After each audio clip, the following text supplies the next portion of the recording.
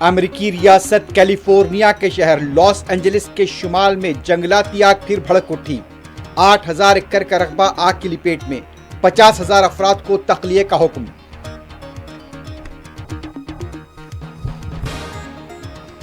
महाराष्ट्र के जलगांव ट्रेन हादसे में मरने वालों की तादाद 13 हो गई। महलूकीन के वर्षा के लिए एस ग्रेशिया का ऐलान।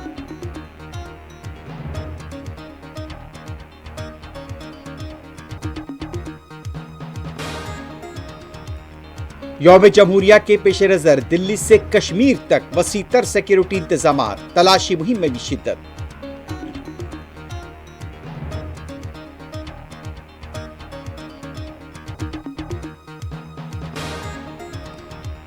कचरे को बाहर करना चाहिए।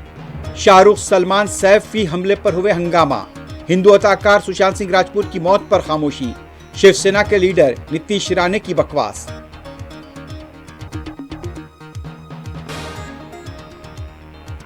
मगरबी किनारे में यहूदी फौज के क्रैकडाउन में मजीद 2 फलस्तीनी शहीद।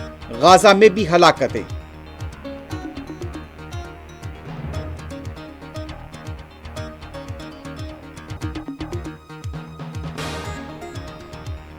गजा पट्टी में मलबे से लाशें निकलने का सिलसिला जारी। जंगबंदी के बाद से 220 से ज्यादा लाशें दस्तयाब।